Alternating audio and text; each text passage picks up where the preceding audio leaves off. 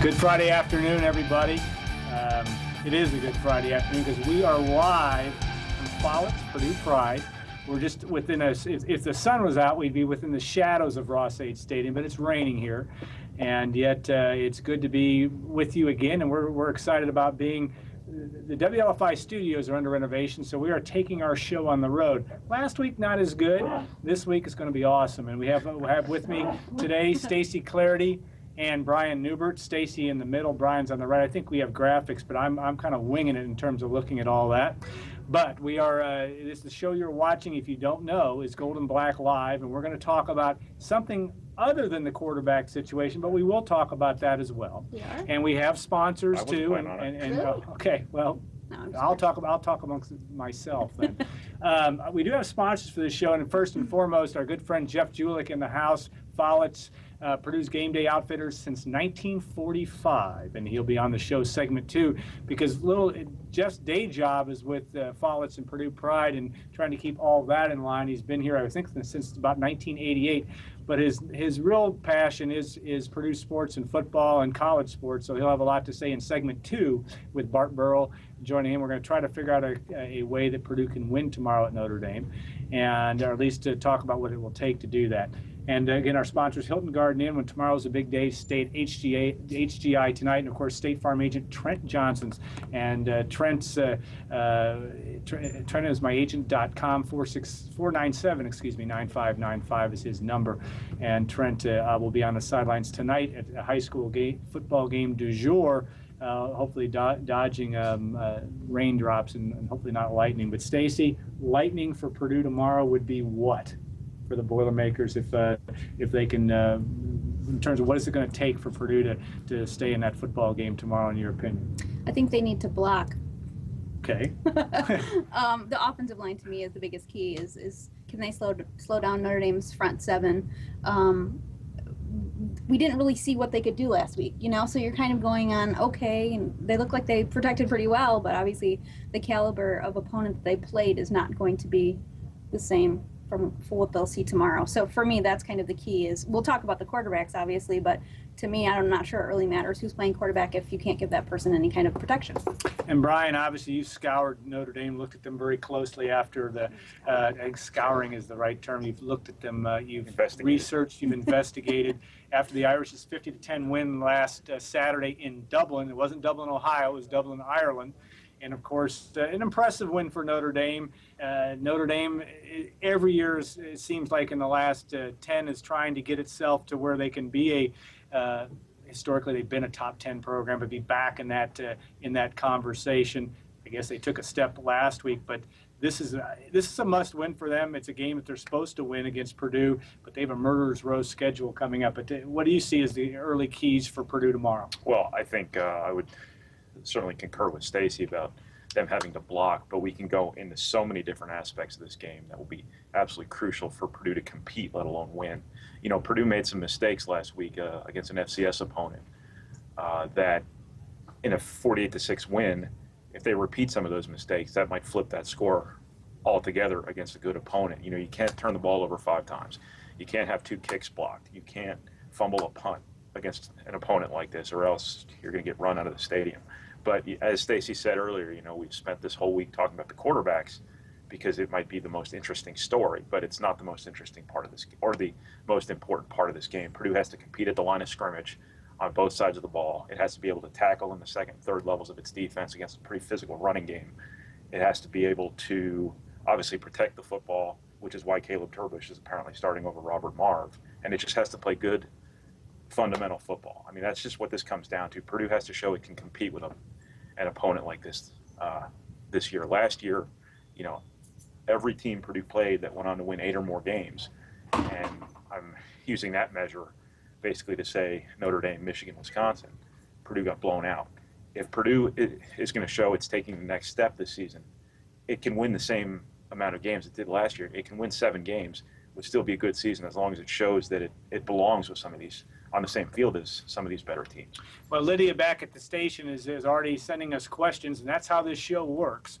You get the opportunity to talk amongst yourselves in the chat room. You can send us direct questions on the screen that you're looking at. And I have to look to my left today since we're without a table today. But looking at Trent asked, do you think that we meaning Purdue, will take some chances downfield tomorrow against Notre Dame? Last week, you didn't see much of that. Thoughts? Stacy, fire away. You would hope so. Obviously, one of Notre Dame's weaknesses that we know of, at least or suspect is a weakness, is they only have their cornerbacks are first-year starters. Mm-hmm. So maybe the safeties have a little bit more experience, but not too much, I don't think, right? No. From the investigating that you They did. lost their best corner before the season to an injury, Low Wood. Right. They have a freshman back there, and they have a junior who I'm not sure has played all that much. Right. So you would first-year starters. Right. So you would think that absolutely would be something you would try to take advantage of. Spoke with Raheem Mostert this week, and I know Kyle talked to O.J. Ross, obviously two receivers there who've been in kind of the game planning and the meeting room, and they didn't want to say much, but when you brought that up, that hey, they have some inexperience back there. They seem like they were getting a little bit excited. We definitely want to try to do something, but obviously they're not going to tell you what exactly they're going to do. So we'll see. But you would suspect it would be something that would be longer than a screen pass. Right. Well, I was going to say first on the Irish, one of the corners, obviously starting a true freshman, Kavari Russell, but it's hard to tell against Navy. Right. Everybody got excited because Navy threw up top on them, and the Notre Dame folks are freaking out because of that. But that was kind of a function of how that football game went last week. Well, it was also just sort of part of their game plan. When you play Navy, what the corners have in their head is stop the run, stop the run, stop the run. So there's, of course, going to be opportunities to take advantage of that mentality they're playing with. This week, that's going to be completely different. They are going to be geared up to stop the pass. Now, when we talk about whether or not Purdue can take advantage of those corners, how do you take advantage of inexperience at corner? You test them up the field, you test them deep. Can Purdue do that? We don't know because they couldn't do it last year. Either they couldn't do it last year or that wasn't their main priority. This was an offense that did not make a lot of big plays in the passing game. They didn't try a lot of big plays in the passing game.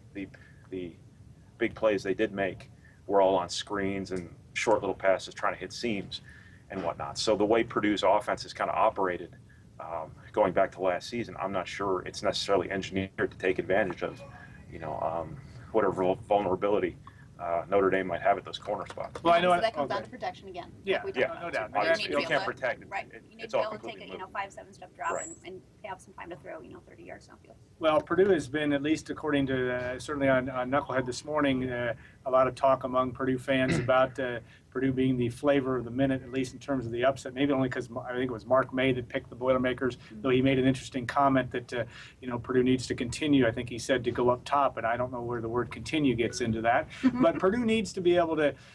One would think that that will be something that is going to show up eventually in this offense, but.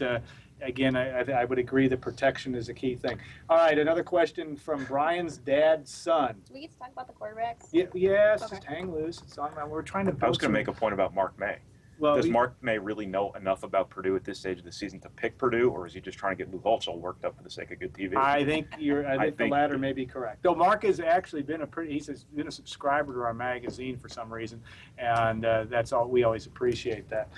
Really? Yeah. Here's a question from Brian's dad's son.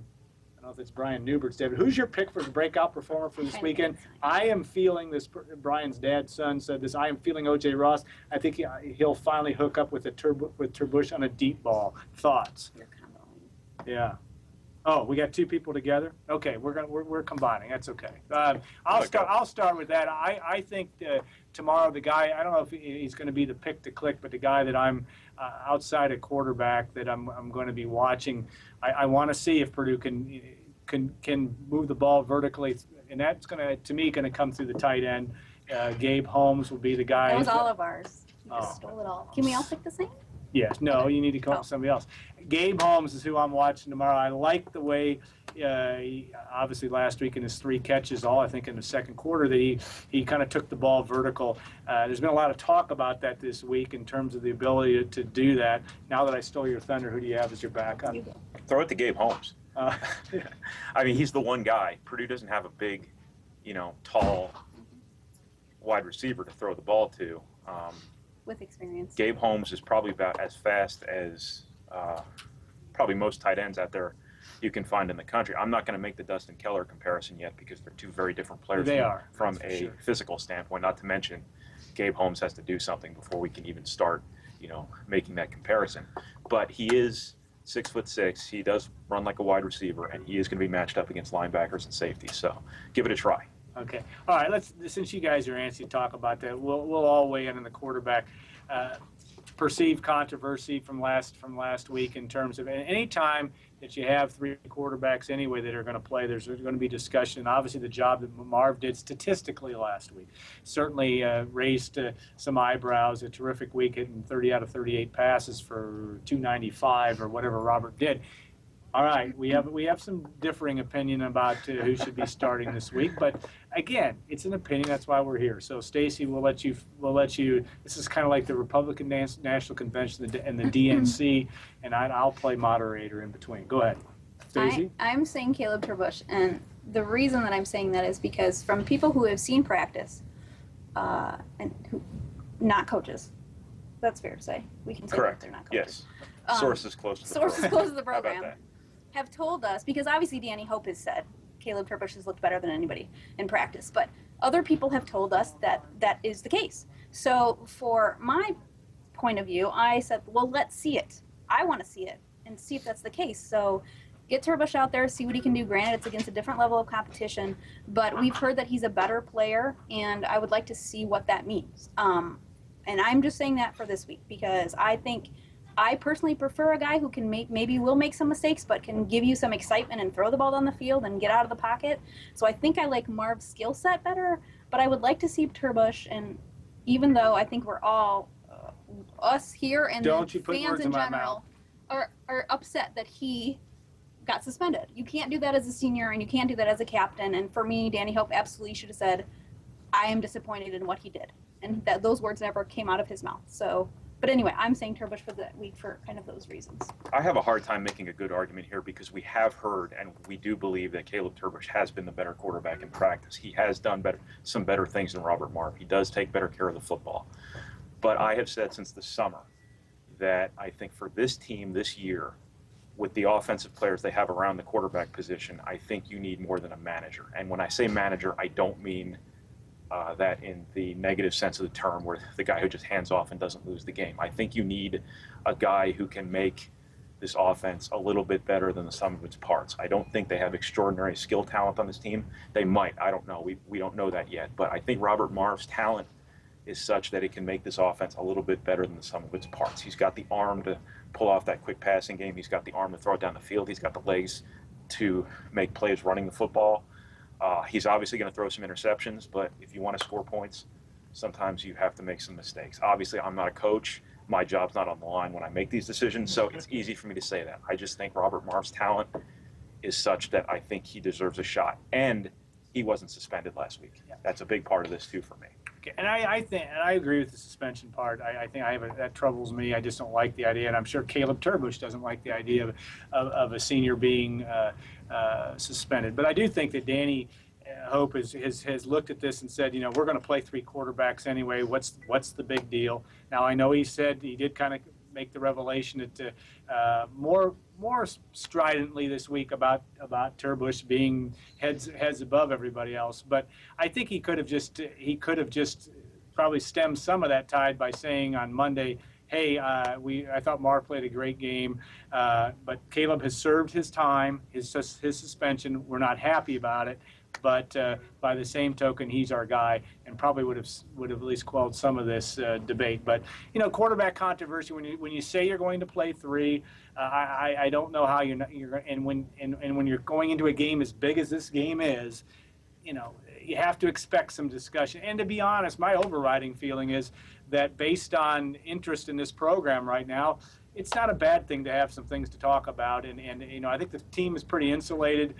How they feel about who's starting, I'm sure you'll hear after the football game tomorrow as well. But I think that this team, it's not bad to have a topic of conversation on the front burner heading into a game like this. I just don't. I know there's when you play Notre Dame, you're always going to have some of that but still, I think it isn't all bad when you're talking Purdue football, and you should be heading into the second. Can I make one small point real quick about the Go ahead. quarterbacks? I'm sorry. Ordinarily, when I want to say something, I have a table to knock on. I have nothing to knock on except for my knee, maybe.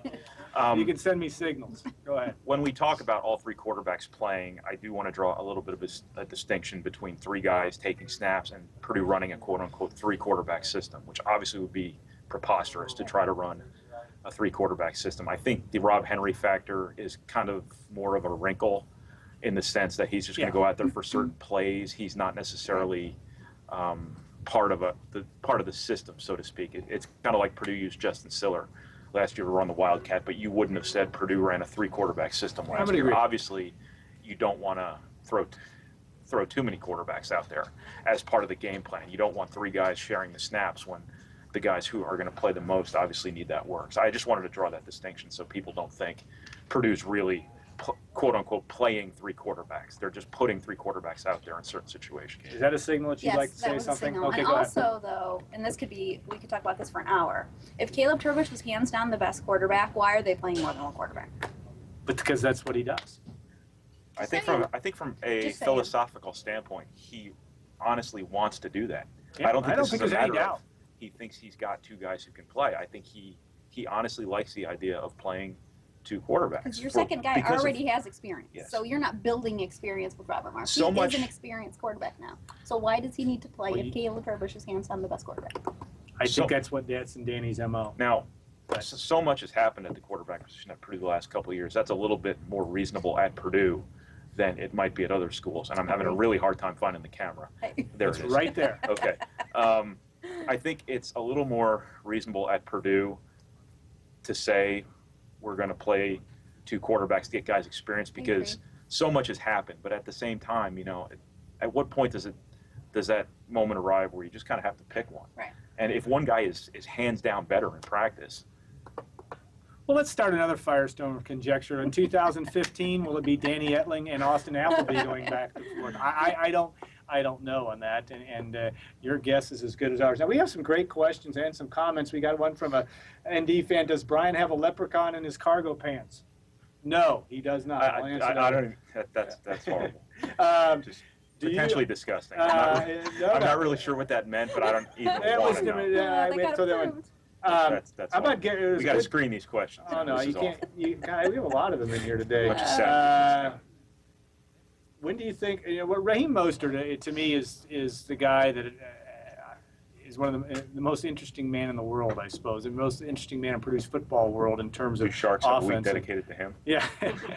I like what he brings to the table. We haven't seen him, I think, as we point out in the office, and it seems like a regular basis, we haven't seen him catch the ball yet, except for on kick returns. He receives it. But he's a guy that is explosive. We've remembered guys like Jerome Brooks having a long kickoff return back in the 2004 win, and then of course next year he was gone for the program, I believe. But the interesting thing is you need some explosiveness. Where do you see a guy like Mostert? And it's been two questions on him. Where do you see him fitting in? And do you think is he really going to be a receiver? Is he really going to be a running back in this offense? Yeah, I talked to him this week. We had a story on our site on Wednesday. Check that out if you haven't. And basically talk to him about that. Your snaps and are mostly coming, or at least your production is mostly coming at running back on offense. Yeah. And he's kind of torn. He's like, I really want to get that first catch. I don't even think they've actually thrown it. No, I don't know. Toward him at any point in his career, his short career, but he wants to be able to get the ball out of the backfield and run it because he has kind of some physical skill and he can do that and he can make plays that way. But he also really wants to get that catch. So he's kind of torn between, like, do I want to be a receiver? Do I want to play running back? So, but I think, and I asked Danny Hope about that this week, okay, so what do you do? Is he a running back? Is he getting most of his, touches that way? And of course he just says, we're going to try to get the ball in his hands any way that we can. For right now, I think that's running back, because if he was high on the receiver kind of depth chart, we would have seen him in the offense in the first half. At receiver, we did not. I don't think there's a whole lot of distinction to be drawn between that slot receiver position and him actually playing running back because of what Purdue does with that position. They almost alternate equal time between the backfield and the slot. I think the interesting thing about him is that when you have that kind of speed and we've all seen the speed because we've seen him return kicks. I think you want to get him the ball in space. And when you look at what he's doing out of the backfield, everything he's doing is between the tackles. At some point in time this season, you kind of wonder if maybe he doesn't factor more into that screen game that's such a big part of their offense, or if they, maybe they try to throw him some swing passes out of the backfield, try to get him out in space a little bit so that he's not always running in traffic, and maybe he has more of an opportunity to show that speed. All right, we have time for a couple more questions, and we're getting slammed with them today, which is a good thing. People knock Turbush for passing conservatively, but isn't that the essence of Gary Nord's offense? You can't throw deep routes that aren't run. Agree or disagree? You can only run the play that's called, I guess, yeah. But at the same time, if a play is called, coaches want their players to execute those plays. I think part of the concern with Marv, and I finally found the camera, is that I think maybe they've felt in the past he's a little bit quick to deviate from the play that's called. I think that drives coaches crazy sometimes. And when the result of that freelancing is good, they love it. When it's not good, obviously, they hate it. So I think Turbush is the one who probably carries out his assignments maybe a little more consistently than Marv does. And that's a big consideration for coaches. Yeah. Anything to add to that? That was good. Okay. One last question on kicking game and what sort of adjustments have been made in the kicking game due to the new rules. And I think one thing at least I noticed last week is kind of that desire to try to place the ball between the 5-yard line and the goal line, which Purdue struggled with by kicking a couple out of bounds. Meadows did 2 last week, was it? But any other adjustments you see in terms of that one big rule change? Yeah. Of course, kicking off from the 35 instead of the 30. Right. I think what you have to do is coach your return men a little bit more to make good decisions. There are obviously going to come points in time where they have to decide whether or not they want to take the ball out from 2 yards deep in the end zone. If they feel like they have it, they have to go. If they don't feel like they have it, they have to learn to fight another day. Put that knee down on the ground. I think you just have them make good decisions. Yeah. And I think with JB Gibney, they will return it if it's only 2 yards deep. I think that the real decision is if it's 5 yards deep, if it's 7 yards deep, which not even sure how many kickers they play against can even do that. Right. But I think that's where the decision making lies, because they want to let Mostert and Akeem Hunt show what they can do. And I know they have some younger guys up front, kind of the blue collar guys like they call them. But to me, I think, and we didn't get to see that last week because there weren't any kicks in the end zone. They only got 2 opportunities, and they were both short. Well, and the touchback rule back to the 25 is forcing the kicking team to want to pin them as deep as they can, and that makes for an interesting dynamic as well. Okay, we are going to take a 2-minute break and run at least 2 minutes worth of Follett's commercials in between. But of course, we want to thank our sponsors, Follett's Purdue Pride, and of course, State Farm agent Trent Johnson and Hilton Garden Inn.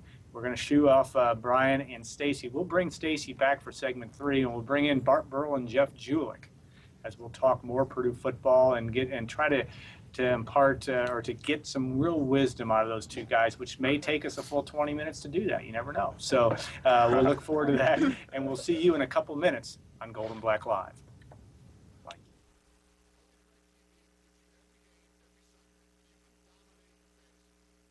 Going to the Purdue game? Stay at Hilton Garden Inn, West Lafayette at the Wabash Landing. Your family will love the well-appointed guest rooms, the pool, whirlpool, fitness center, the breakfast buffet, and the amazing Hilton Garden Inn staff. Located just 4 blocks from Purdue University, Hilton Garden Inn has long been the choice for Purdue fans. Call today for a reservation and make Hilton Garden Inn your #1 choice. Check out the Purdue collection now at Follett's. Boiler up with Nike Fantastic T-shirts, League and Champion fashion colors. Simply fabulous, simply Follett's. Purdue pride everywhere on game day. Nike sideline, worn by the team, by the players, and by you. And make every day game day with tailgate toss. Follett's, Purdue pride, a Purdue tradition, 17 game day locations.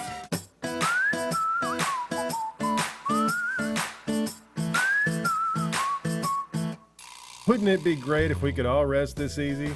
Well, when it comes to meeting your insurance needs, you can. State Farm agent Trent Johnson is there to get you the coverage you need and the discounts you deserve. Home, car, life, even financial services. It's just part of being there. Call or visit Trent today. Like a good neighbor, State Farm is there. The Friday Night Frenzy. It's about tradition. It's about pride. It's about rivalries. It's about commitment. It's about teamwork. It's about the action of the game. On Friday nights, when area high school teams hit the field for the game, our team hits the field to get you the scores, the highlights, and all of the action. Friday Night Frenzy, a high school tradition.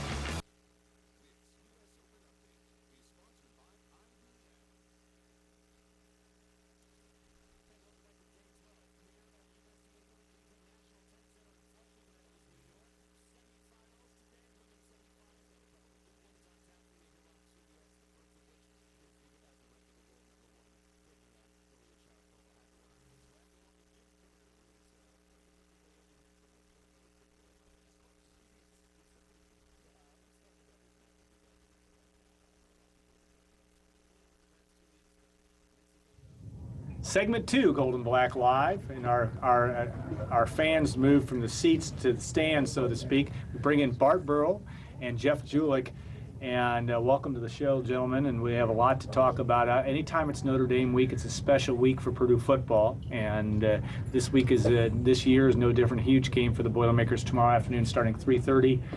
At Notre Dame Stadium. We want to thank our sponsors. We want to thank Jeff Gulick, but he's a lot more than a sponsor here. He also knows his way around college football, and he always gives some great insight into what's going on. But obviously with our friends at Follett's Purdue Pride, State Farm agent Trent Johnson, and Hilton Garden Inn, thank you for being on board for another year. And Bart, you've been in the stadium with your helmet on and your pads on twice, two different experiences, a 10-6 loss in 78. I don't want to use the term loss twice, but the 78 game was a very competitive game, went down to the very end. The 80 game, big national television game, didn't go as well. Notre Dame wins 31-10. But talk about what it really is like to, as a youngster, you were under 20 years old, probably the first time you walked into Notre Dame Stadium, but what that's like and what some of these guys may be feeling for their first experience up at Notre Dame. You know, Alan, for me, it was my sophomore year, so we had a year on the road as a freshman, and I found Ohio State Stadium to be the most intimidating. And then as a sophomore, maybe I was a year older, it wasn't as intimidating. Now, mind you, the stadium was smaller back then, too. 59,000 then. 59,000 all the way around, so it just didn't seem as big to me. And so the intimidation factor isn't the noise. It did seem smaller. I mean, the fans are right on top of you. There's very little room around this field. So, 100 yards seemed more like 80 yards or something. It just felt smaller. But there's all the tradition. There's the touchdown, Jesus. There's all that other stuff that you see. So, do you think about that as a player? Do you know that? I mean, or do you think guys are oblivious to that? I think you think about it on Friday when you walk in there, and do your little walkthroughs. But on Saturday, you're really thinking about the guy across from you. So it's not as big a deal then. And then it just becomes a factor of how do you handle the crowd noise. And again, there were louder places than Notre Dame Stadium back then. I don't know what it's like today. I've not been in the stadium since they've added the additional, 20 rows or so. Yeah. And Jeff obviously grew up in a big-time environment, played in the Ohio State marching band, so he has been in the biggest of college environments, but you've been at South Bend too for Purdue football games. What about your experience up there? How do you view that as a venue? Well, it certainly has changed over the years. When they did add the addition, I think they took away from some of the environment. You don't see touchdown Jesus as you're in the stadium like you used to. And, they've had an issue there. I mean, when you look at it, they're 17-16 at home since 2007. Yeah. So they're not dominating. They've lost to Tulsa, they've lost to Navy, they've lost to several opponents up there. And so, they're working on the environment up there, trying to become an intimidating place like Ohio State, like Badger Stadium, those kind of places where there's going to be a very loud crowd. And right now that's something they don't really have at Notre Dame.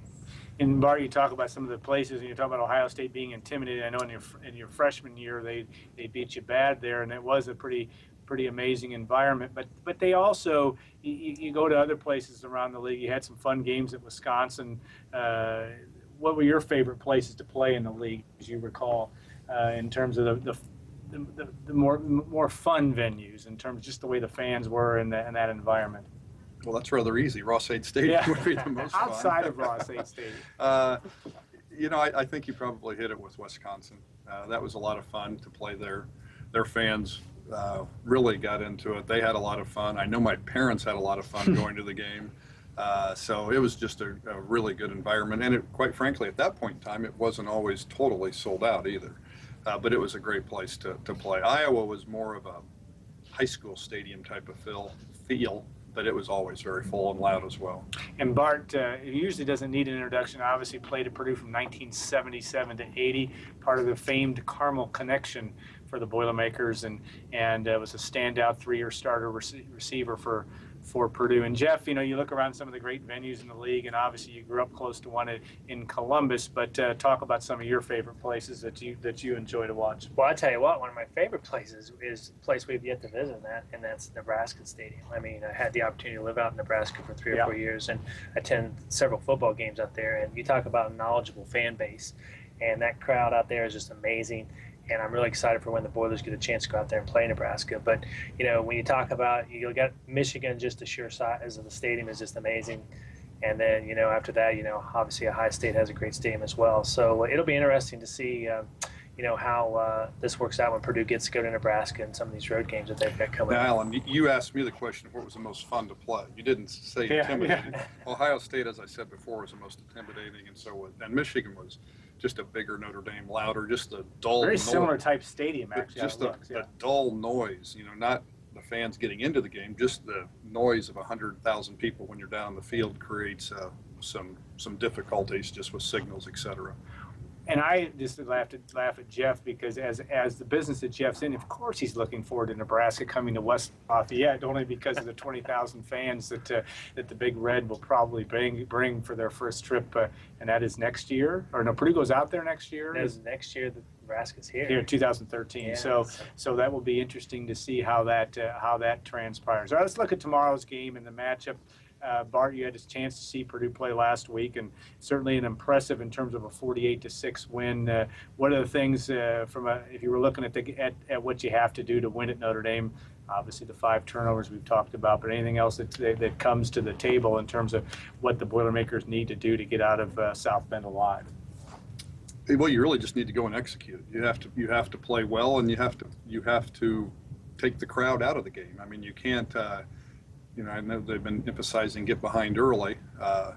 It's one thing to be behind. It's another thing to lose all the momentum. But throughout the course of any 60-minute game, there's going to be momentum swings. You hope that Purdue is more mature, older. They have older players, that they'll be able to handle that. They'll be able to get through those rough spots and come back. That's what they're going to have to do, because there will be rough spots. There always are. Yeah, always are. Jeff, you have a good feeling about tomorrow's game, you've said, but from a Purdue perspective. But give us your analysis of tomorrow. Well, I just think there's so many unknowns about tomorrow's game. You know, we don't know how good Navy was, and we also don't know how good Eastern Kentucky was. Yep. Both teams look very impressive. I do think this is probably the best defensive team Purdue has put on the field since 2003. I mean, they looked the part on the defensive line, both from a first team and second team perspective. I'm anxious to see if we've got some new twists. You know, are we going to throw in a little bit of 3-4 maybe tomorrow that we've been putting in for spring football and those kind of things.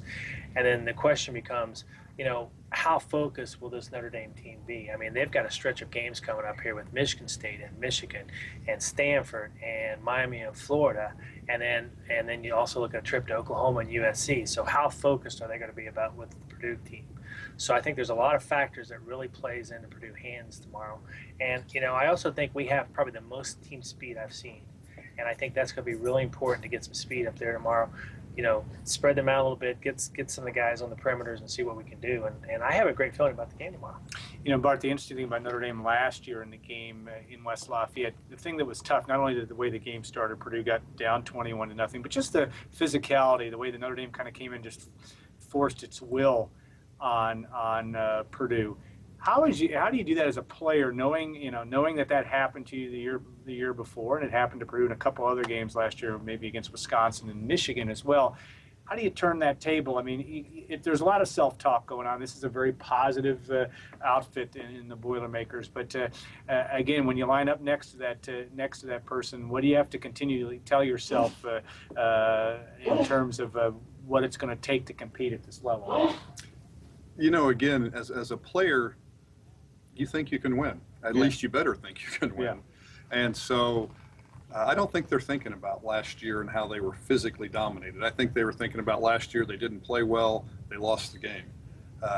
Going back to our freshman year at Ohio State, we lost, what was the score? 46 to nothing. And then the next year we came back and beat Ohio State 27-16. Want to know? When we're talking about big turnarounds from one year to the next, that was one. We did not go into that game thinking we have no chance. You know, we went into it, the coaching staff had prepared us, and we expected to win.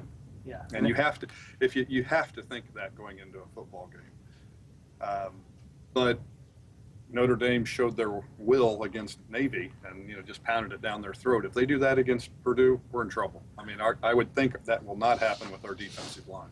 Well, and that's the ultimate test. I mean, I think it's still, you know, as talk about in football, you got to be able to stop the run at some point. And Purdue certainly, you know, I thought Danny Hope was very interested interesting on Media Day, talking about how he expects this defense to be in the upper half statistically in the Big Ten.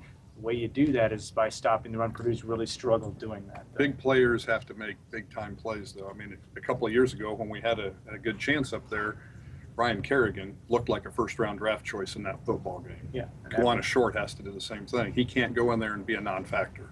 What impressed you? You talked about the defense just in terms of last week, in terms of individuals. Obviously, Short had a Kawan Short, I should say, since Stacy's here, and figured that one out for the rest of us. But the whole, you know, he was obviously very impressed. Gaston, with the back injury last year, certainly looked fresh and was going after and getting folks.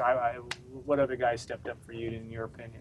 Well, I just think, you know, when you look at the secondary, I thought the secondary is very strong. And with Fletcher, when he's won that starting job as a walk-on, he looked very impressive. And I was impressed with the linebackers. I mean, you know, that's the real question mark when you look at with losing Beckford. And, you know, when Robinson got in, he looked the part. I mean, you know, he didn't look like a skinny quarterback who we saw on the field 2 years ago. This guy looked like a real Big Ten linebacker. And so, you know, that'll be the interesting thing tomorrow is how well I think the middle linebacker holds up with Gilliam, because, you know, they're going to run the ball at us up the middle. And, you know, the linebackers are going to have to take on those blocks and make the plays. And so I think tomorrow the key is how well the linebackers play. In Bart, you know, when you're playing days, and of course in Drew Brees' playing days, you had offensive lines that you could count on. You had continuity, you had stability in there. By the time you were a senior, most of those guys had played 3 or 4 years together for the most part. And certainly Drew's, you know, the well-established Matt Light and Brandon Gorin on down the line, so to speak. How important is that? You know, you see 3 new faces last week. For the most part, I don't know how you can be real critical of what happened, because the only sack was really on a trip, though that somebody did come free in that situation to nab Robert Marr. But this is still has to be a work in progress, and it has to be something that Notre Dame, I would think, will try to exploit. It does, but it's also, don't underestimate what the quarterback can do for the offensive line. Yeah. What play calling can do for the offensive line. You can help those guys out a lot. And if the quarterback knows where to go with the ball, knows where to go with it quickly, that helps. And he also has to know where to get rid of it when he has to get rid of it, who's hot, where they're going.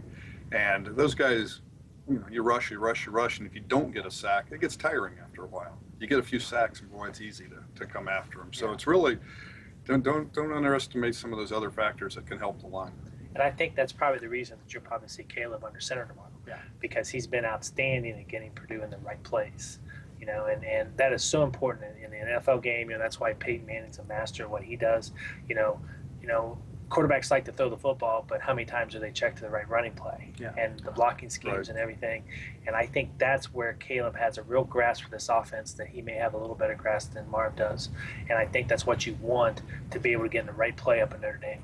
It's no coincidence you named offensive lines with Mark Herman and Drew Brees as a quarterback. Yeah, I mean, we could talk all day we want about Pete Quinn, but we're going to Mark Herman. I thought we'd get through this whole show without one Pete Quinn mention, because we know that every radio broadcast does not get done without a Bart Burrell or Mark Herman mention. That's for sure from Pete. You know, I think that is an interesting point, and you have to look at Purdue's ability to you know, just to block and tackle, do the basic things there. If you do those things well, you don't shoot yourself in the foot, so to speak, or other places, you have a chance. One would think, because Notre Dame, you know, they came off last year. They certainly disappointing. And I think Pete Sampson from Irish Illustrated brought up a good point this week, talking about it was how Notre Dame, it was the schedule they played. Now, if Notre Dame has the same record as it did last year, might actually have had a really good year based on the schedule. But there's still some real question about where the Irish are going, and still some question about Brian Kelly and in terms of, there's always that question up at Notre Dame. Does that ever play? Do both of you guys think play to an advantage for maybe a reason why the Irish have struggled a little bit at home, or is it just a talent issue? Well, I just think it's expectation levels and a talent level. I mean, I don't think you'll ever see Notre Dame get to the point where they're going to be 12-0 like the fans want them to be. And that's simply because the recruits today have so many options. Warm weather schools, the SEC is getting all the talent, USC is getting the talent. A team like Ohio State can bring in some talent. But, it used to be you had to go to Notre Dame to get on television. And now they're on television. Every team's on every day, every game, the Big Ten Network and all the different conference networks that are there. And it's just a situation where I don't see Notre Dame ever getting the point back to where they're going to be 12-0. I think more realistically, a 9-3 season is going to have to be the expectations of a Notre Dame fan. Do you look at it as the talent around the country? I mean, obviously the SEC has still been so dominant, but is it changed that much between the kind of kids that Notre Dame got back in your day of playing versus now, or is it just the whole talent pool is just that much more highlighted in those differences? That's a tough question, Alan. I know that Purdue doesn't out-recruit Notre Dame a heck of a lot, and I know Notre Dame gets their fair share of very good athletes, and I think as Boilermaker fans, we would take their talent every year and try to go 12-0 with it. And so I'm not gonna say I'm gonna be a little tougher on them than Jeff. I'm gonna say, no, they can do it. I don't know if they'll do it, but there's nothing holding them back. All right. I swore I wouldn't ask you guys predictions, but what's your main reason why you have the good feeling tomorrow? What's the main thing? This team kind of shapes up like the 2014. I see explosive return game like we had with Jerome Brooks, and we had the touchdown. We had the veteran quarterback with Kyle Orton, and you've got the veteran quarterbacks that we have there. We have a strong defense. And I just got a really good feeling that the Boilers have been taken to the woodshed the last couple of times, and there's a lot of frustrations on our football team. And I think we want this game a lot more than Notre Dame does. Okay, and the one thing. Well, go ahead. I'm sorry. And I just think that I think it's going to be a game where the defense holds its own, the offense makes the plays. One thing I'm really concerned about is our kicking game, simply because we didn't have a chance to try a field goal. And you're going to need some field goals up there. But I just think everything will come together for the Boilers on this one. And I think this may be the signature win that Danny Hope needs. Okay, and the one thing that you'll be watching for in terms of what Purdue, if you see Purdue doing this early in the game, it will be a 60-minute game. What would that be?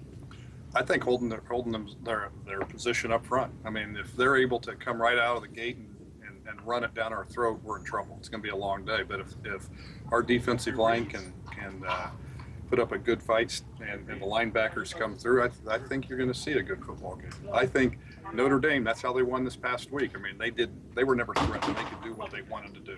And if their running game stumbles a little bit, it's going to be a good ball game. All right, guys. Thanks. Well, before we leave, I had to bring the Carpick Gold Leeds Red Devils, and it's not Alan, by the way. No, it's not. It's his talented daughter. Well, thank you.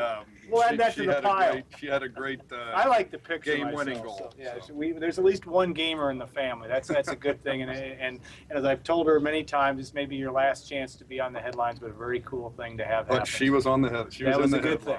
All right, thanks, Bart, for bringing that along. Thank you guys so much for being on the show. We'll take a 2-minute hiatus and bring back Stacy and bring in Kyle. And we'll finish up this show with a bang. We've got a huge fan following now here at the store. We're live from Follett's Purdue Pride, and we'll look forward to seeing you in a couple minutes on Gold and Black Live.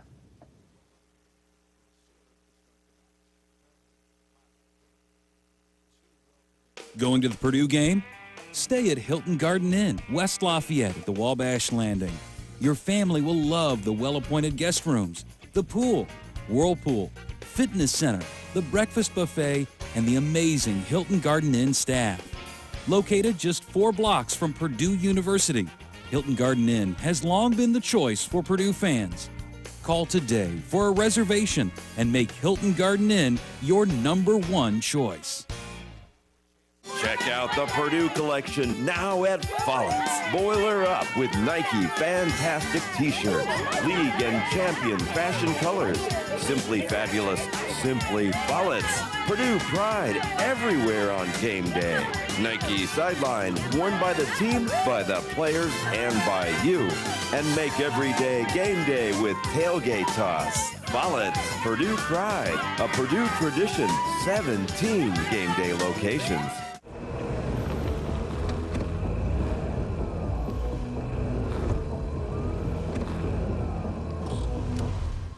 Good driver? We've got a discount for that and a lot more. See State Farm agent Trent Johnson to make sure you get all the discounts you deserve on your car insurance. Saving you money? It's just part of being there. Call or visit Trent today. Like a good neighbor, State Farm is there. Friday Night Frenzy, a high school tradition. The Friday Night Frenzy. It's about tradition. It's about pride. It's about rivalries. It's about commitment. It's about teamwork. It's about the action of the game. On Friday nights, when area high school teams hit the field for the game, our team hits the field to get you the scores, the highlights, and all of the action. Friday Night Frenzy, a high school tradition.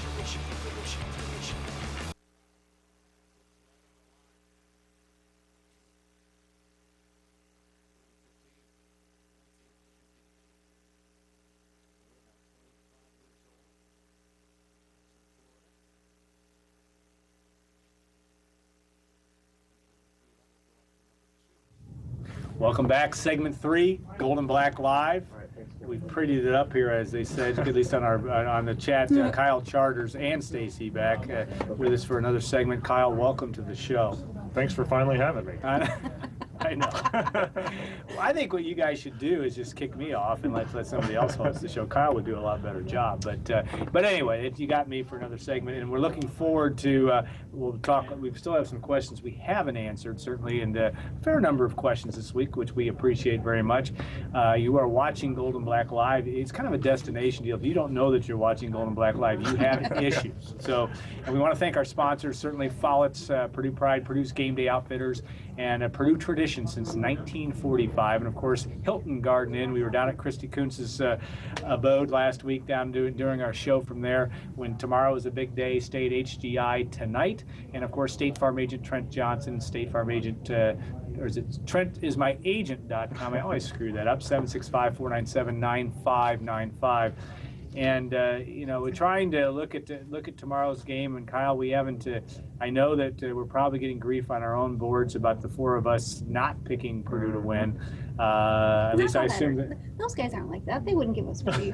Yeah, I know. Not at all. They'll support everything we say. I saw a post asking us to man up. So, Stacy, you have to man up. Yeah. Uh-oh. But Kyle, I don't know our discussion in the office this week. Kyle, certainly looking at the game tomorrow and looking at what keys you see, and yet this is a game that on paper Purdue has a chance, certainly, even though they're 2 touchdown underdogs. But what's it going to take for Purdue to take this game deep into the fourth quarter? Well, I think Stacy stole my thoughts earlier, but I think it comes down to Purdue's offensive line. I know there was a lot of talk after the game against Eastern that Purdue's offensive line played pretty well because they gave up no sacks. Well, they actually did give up a sack, and I thought they were only okay. Against an inferior opponent like the Colonels, I think Purdue looks pretty good across the offensive line, but I'm a little concerned about left tackle in particular. I thought they missed some blocks up front, especially on some running plays, which, if Purdue wants to be able to maybe control the clock a little bit tomorrow, they need to be able to run the football against what is a pretty good front seven for Notre Dame. So to me, it all comes down to whether Purdue can maybe not control the line of scrimmage, but at least not get beat there from the offensive point of view, not get beat there and be able to control the clock a little bit. And how this show works, if you're joining us late, obviously you can send us questions. You can chat amongst yourselves, and we'll pick out, even if they're inadvertent questions, we'll throw them on here, so you have to be careful. And you can also obviously direct message us those as well. I don't know why we're not doing the Twitter thing here. I suppose we could do that as well. But we do have a question from Andrew, one of our weekly watchers, certainly talking about Carlos Carvajal and asking about whether Carlos is going to play this year. Stacy, how badly hurt is he? And I know you did a nice feature on the tight ends this week, but didn't necessarily involve Carlos. That's true. But, check out that feature unless you're Carlos. yeah, but by the same token, you guys both have been covering the team on pretty much a daily basis. Yep. So talk about that a little bit. Yeah, he's out with a groin injury. He didn't participate very much in training camp. So for a new guy coming in, even though he was here in the spring, it hurts. It hurts you, and they don't need him. I think that's the biggest thing. That's what's going to be the most interesting thing is they don't need him right now with the group that they have at tight end. So to let him have this year to really learn the offense and understand what's happening. I mean, physically, he looks the part, but is he grasping what they need him to do? Does he understand his role? Can he block? I mean, those kind of things. So I don't think it'll hurt them this year if he doesn't play because I don't think they need him right now. So. But yeah, he's hurt right now. Yeah. So I mean, he's not even really an option at this point. I think he only practiced maybe 2 days of the first 3 weeks, Yeah. and I don't think he was practicing much after that. Danny Hope has said he would play if he was healthy, but he's missed so much now. He's missed game 1. I wouldn't anticipate him from an injury standpoint being ready for a while. So I would say he's probably headed toward a red shirt, but it's a long season. The same could be said for BJ Knopf. I mean, he missed a ton of training camp with the back injury, and I think BJ was probably less likely maybe to play than Carlos just anyway coming in, just because I think Knopf from a physicality point of view isn't quite there yet. But he probably won't go this year either because of missing so much time. Well, and I don't think it's a bad thing for either one of those guys either. And to look at we talked about Danny Hope talking about the class of 2012 coming in, and what 5 got on the field last week, which actually there were 8 newcomers, but five true freshmen, which was actually less than I thought. But I think maybe that's maybe a good sign in some ways because you played a lot of players, but you're playing now. Your redshirt freshmen and on down the line getting some experience there. And yet Danny Hope has shown throughout his time in West Lafayette that he's going to throw guys on the field if they can play. I mean, he's taking red shirts. I can remember taking a red shirt off of Tariq McBurse in the second half of the season in 2009. Jelani Phillips last year. Yeah, and Jelani Phillips late in the season. So you have that option certainly from that standpoint that where you would look at that and I think Danny, it's always going to be a work in progress in terms of how he's going to approach that. But I think Carvajal is an intriguing guy just because of his size and his ability to, even in the spring, showed some ability to catch the football and make plays. And he's a confident guy. So we know that, and that part will be interesting to see. But it'll be interesting also to see what of the young guys really get on the field tomorrow. Will that number go from 5 to 0? I think that will give you a little bit of an indication of what. And I know a couple of guys will probably play on special teams, but my point is it'll be interesting to see if the Danny Anthrops or Anthony Browns or any of those guys get into the lineup tomorrow. I think Brown will probably play. I think Watson will probably play. Watson, I think Brown, maybe depending on the health of Normando Harris and Josh Johnson a little bit, I think Josh is certainly going to play. Now, whether he plays every single defensive snap out there, that might be questionable because he's been dealing with that ankle injury. Yeah. I would be surprised, though. He's a tough guy. I mean, he played last year with his ankle all messed up and didn't get surgery till the offseason. So I would be surprised if he doesn't play. And if you were going to look at a 6th guy, maybe a Cameron Posey, although, I think that might depend on the development of a DeLavo McCarthy and how well he plays, whether Posey gets in there as the number 6 freshman, I suppose, who would give it a go this year. We had a question about, and I don't know, who did the O.J. Ross interview for the Kyle? He said, don't you watch it? Don't you? I just can't remember. Shouldn't you know that? I should know that. At the very end, he seemed to have the cat ate the canary comment. As did Mostert, I think. Yeah. I'm anxious to see what Nord has up his sleeve schematically. Kyle, do you want to take a wild guess at what that is? Well, yeah, I mean, I just asked him sort of toward the end of the interview whether, you always run into trouble, especially these days when you try and ask anything that might be scheme related or any kind of game plan related, whether it be of the coaches or these days even the players. But tried to ask OJ whether they thought they'd try and test some of those young corners with some deeper routes a little bit, and he sort of just you saw it on the video, tried to half answer without really saying anything. Right. The but, same, like I said earlier, the same Yeah. thing that Raheem Mostert did. It's kind of like, we have a plan, but we're not going to tell you what the plan is, Yeah. but we're going to So, I mean, it does sound like they're going to try. And, you know, I know we got a question earlier about whether Gary Norb is aggressive by nature. And I think that he is aggressive if he feels like Purdue can execute the plays. Yeah. I think that has been the problem more than anything, is just, you know, they've seen in the few times that they have taken, you know, a shot deep, that they can't execute it over the last couple of years. And they've probably seen that, you know, more than we have in practices as well. And, you know, maybe things will be different this year. Against Eastern Kentucky, there was really no reason to go deep. They were playing, you know, a 3-deep coverage too, and you know, you could just dink and duck. Now, maybe Notre Dame will do some things differently, and you can try and take advantage. And you know, from talking to Ross and Mostert, it sounds like maybe they do have something planned to get the ball down the field. Yeah, you know, and Gary Nord is, to me, is a guy that's kind of, you know, a realist, and yet he is a contrarian type offensive coordinator. I think they do try to do things, but he's really now, this may be the first year where he's got his full deck to play with, and we'll see what that is. From my simplistic view, I love the way that the Purdue approached the bowl game in terms of throwing the ball around and doing some crazy stuff. You can do that in certain situations. Gary Noter has shown a penchant for doing it, but he's also talked, even going back to 2009, about, you know, we're going to get the tight end involved. We're going to do this. We're going to do that. Well, now he can do that, I think, clearly with his tight ends and do that. You remember back to 2009 too, with Joey Elliott, and you know, throwing that ball on 3rd down or whatever it was inside your own 20-yard line that got picked off at Oregon, and you know, after, or the play against Northwestern before the half. Yeah, the first game too, and so, you know, making those plays, and afterwards he says, yeah, that's what we're going to do. And you know, I think maybe that's what Purdue would have done the next 2 seasons had they not, you know, been so decimated at quarterback in 10, and then, you know, had the inexperience with Turbush, especially in the first half of last year. So, you know, I think just saying Gary Nord is conservative is maybe a little bit short-sighted, or just considering the recent past. Yeah, I think he's the opposite. I think the thing I like about him is he takes a relatively mature approach. And the other thing is, we talk to anybody that talks about play calling, which I always love that.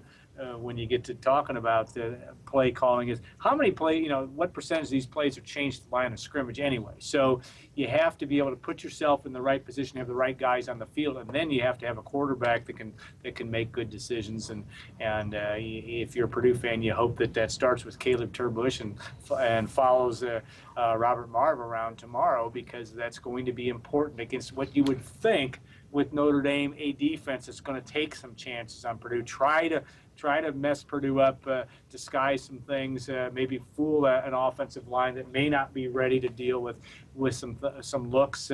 Would that stand to reason? I think what'll be interesting to see is what style of offense in terms of tempo Purdue comes out in, because Robert Marve is so good in that.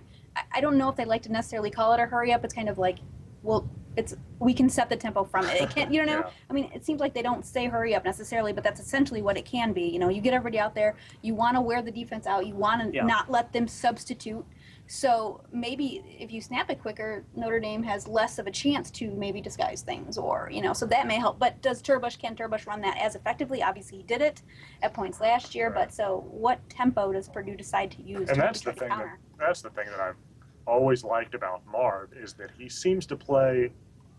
Everything he does seems to be in a little bit different tempo than Turbush. Right. And maybe that's one of the big improvements that Caleb has made during the offseason, is just, understanding maybe the tempo of the game a little bit more. And, if we see that early on tomorrow, I think that bodes well for Purdue. But I've always liked, I know he turns the ball over, but I've just liked the way, the urgency, yeah, that's a good word, in which he plays a little bit. And, perhaps, Caleb has matured from that point of view.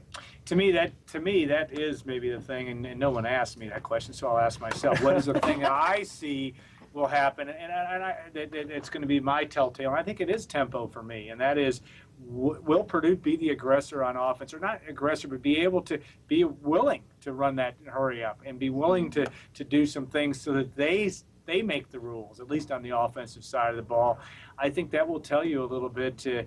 First, it'll tell you, I would expect to see that out of Caleb Turbush tomorrow, just because of all of what we said. He should be able to walk in and do what they want to do. And I think that's going to tell you a lot about how this football game will go early, is can Purdue get Notre Dame off balance. Notre Dame's very aggressive on its front seven, and can you find a way to get some seams, for lack of a better term, to be able to move the football. That will be, since I asked myself, that will be the thing I will be watching for. Now we're down to our last minute.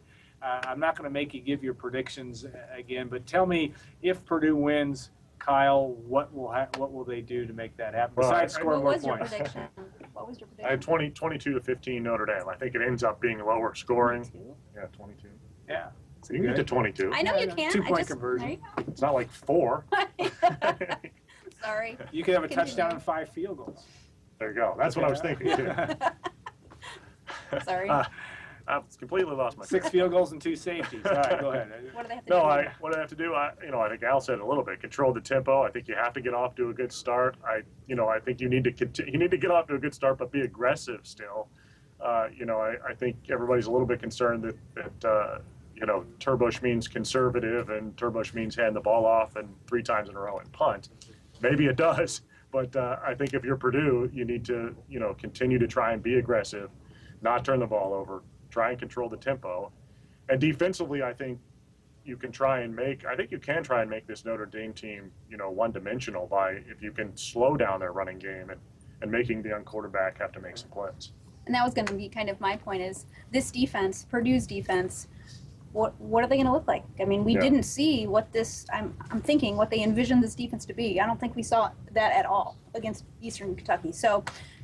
And Golson, he had a good, he's a rookie still. I mean, I don't care what you did against that team, at Navy. He was thrown dink and dunk too. Yeah. So make him make decisions, I think. I mean, if they're, like Kyle said, if they're going to run the ball, you obviously have to shut down the run, but make that young quarterback make decisions, try to confuse him, get some pressure, and see how he responds. I mean, maybe this is about, Purdue's defense controlling the game instead of Purdue's offense. I don't think you can completely shut down that running game, but, if you allow them 150 to 170 yards, I think that's, okay, considering what, I think Notre Dame's going to try and do, and that's, make things easy on the quarterback. But if you can control them and get them into 3rd and 5 situations fairly regularly, I think, they might have an opportunity either to get a turnover or to stymie that offense. All right, that is the definitive word on tomorrow's football game. Purdue Notre Dame, 3:30 p.m. At Notre Dame Stadium. The Boilermakers, 2-touchdown underdog, but it will be a very important day for the Boilermakers in South Bend. All right, next week, our special guest, Morgan Burke, Purdue's athletics director, athletic director, we would struggle with that plural. He will be joining us. We should be back in the studios. Morgan's set to join us, the 2:20 segment next week. We'll have a lot to talk about, I'm sure, regarding Purdue Notre Dame, and then looking ahead to Purdue's game with Eastern Michigan. We want to thank you for joining us. Thank you back to Lydia back at the TV18 studios, and Gordon Jackson for carting that computer and that little camera here and lugging all that back and forth and getting set up. Special thanks to Jeff Gulick and Ty Sutton and the folks at Follett for all of their work to get this ready and to have this magnificent set put up for us. We appreciate that, and we will look forward to seeing you next week, same time, 2 o'clock Eastern, for Golden Black Live.